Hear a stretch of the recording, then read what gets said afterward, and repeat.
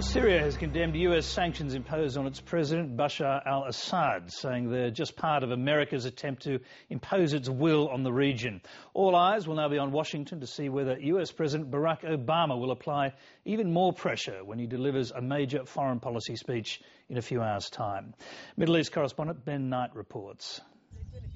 On the border with Lebanon, Syrian refugees are telling the stories of the violence they've left behind. I swear yesterday and the day before they were shelling us and snipers were shooting us and they used automatic machine guns. For days the sound of heavy gunfire has been heard from across the border in Syria.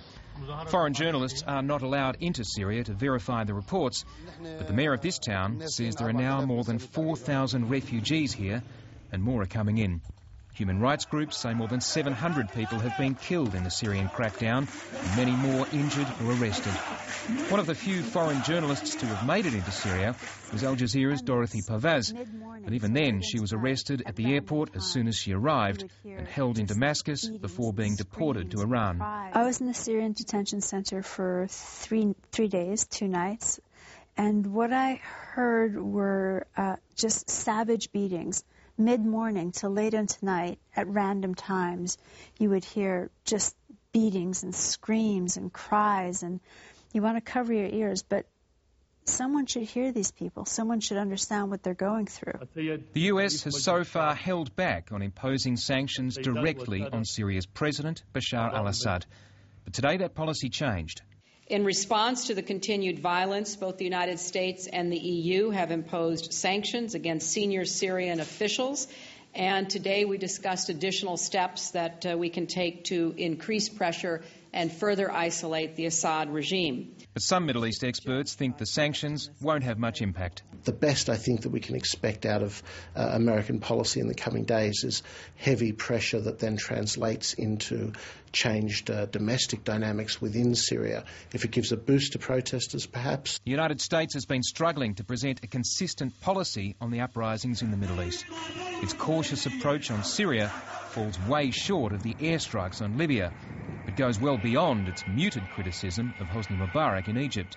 I suppose to the protesters it looks like the Americans are being hypocritical, or they're applying double standards or different policies to different countries in the region. In a few hours, the US President Barack Obama will try to change that, making his first major foreign policy speech on the Middle East since the uprisings began.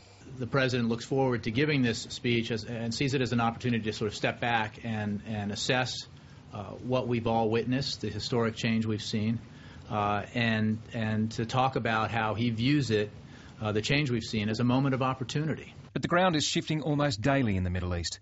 The death of Osama bin Laden has changed the game once again, especially illustrating how weak the influence of radical jihadis has been in the so-called Arab Spring.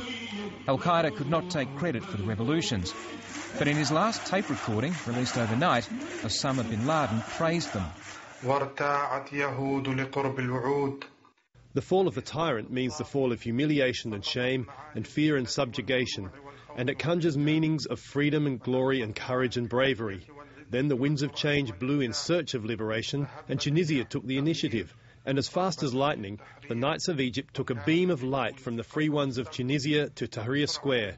Then a great revolution was launched, and what a revolution. But that revolution has stalled in Syria, Libya, Yemen and Bahrain. Barack Obama is expected to encourage the push towards democracy, but the days when the United States tried to establish it by force are long gone. Ben Knight, Lateline.